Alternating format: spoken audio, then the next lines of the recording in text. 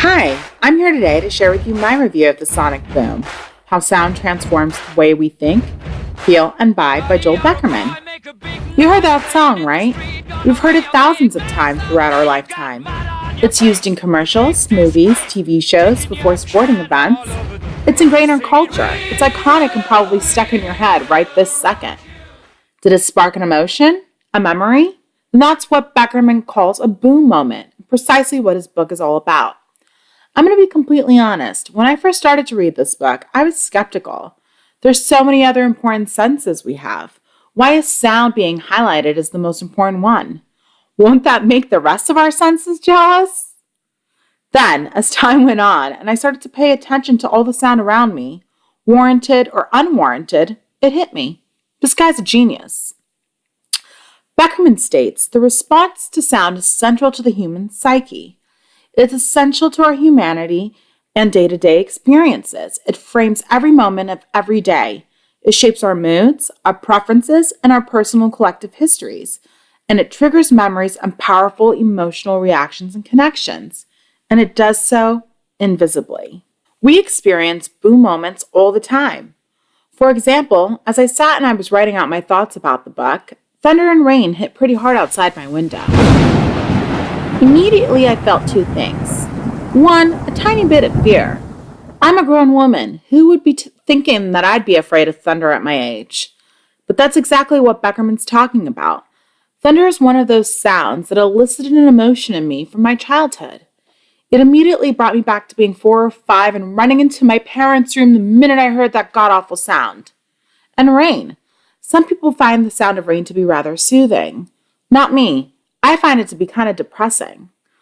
I can be in my bed, hear it raining outside, and have already convinced myself it's going to be an awful day because of the rain.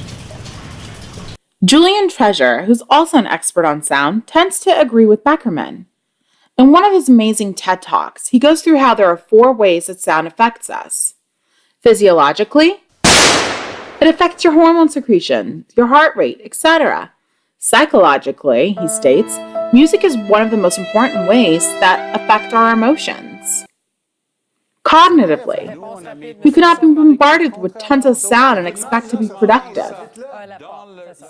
And behaviorally, he also talks about the importance of moving away from unpleasant sound to pleasant sound. Being exposed to unpleasant sound, Treasure believes, can affect one's mental and physical health. And I found that to be fascinating. He also believes, like Beckerman, that sound can create meaningful moments. As Beckerman says, boom moments are part of our everyday routine, and that's exactly true. Now, as a parent of 2 children, I can tell you exactly how I feel when I hear certain sounds coming out of my kids. When I hear them laugh, it evokes a sense of happiness in me that is indescribable. They're happy, and that makes me happy. When they scream for no reason, like literally because they're fighting over the Darth Vader toy, not only gives me anxiety, but it elicits a little bit of anger in me. When they're crying, because they're sick or in pain, it breaks my heart. I feel the pain that they feel. These are all boom moments that are part of my everyday routine. So what is sonic branding? Is that really a thing? It sure is. Sometimes we're just unaware of it because it's become embedded in us, part of our psyche, part of our culture. Beckerman feels that for those clever businesses seeking to create those boom moments, sound and music need to be meaningful and authentically tied to the story of their brand. Boom moments should spark memories, tell rich stories, and elicit feelings, most importantly. According to an article written by The Economist, the right auditory environment can also deliver a jolt to revenue. Studies in America have shown the tempo of background music affects the pace at which shoppers move.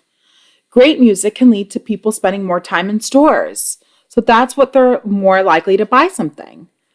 This is precisely what Beckerman's getting at, and it's absolutely true. Just last week, I found myself shopping for my cousin at Forever 21. The music was upbeat, it was extremely enjoyable. I walked in not in the greatest of moods. I honestly didn't want to be there. I hate malls and I didn't feel like shopping. At the time, I wasn't aware of it, but I spent close to 2 hours inside of the store, singing along and bopping my head to the music. And I realized my mood completely changed. That one t-shirt I went in to go buy ended up costing me $200 of extra items I honestly did not need. That is sonic branding. According to Harvard Business Review, research presented at their audio branding congress showed that the strategic use of sound can play an important role in positively differentiating a product or service, enhancing recall, creating preference, building trust, and even increasing sales. Many companies have capitalized on sonic branding. We all know when we hear Intel's famous 5-note progression exactly what that brand is. Apple's another brand that has prioritized creating amazing sounds for their users to associate with their experience. There's AOL's You've Got Mail that we've all memorized, or even McDonald's I'm Loving It.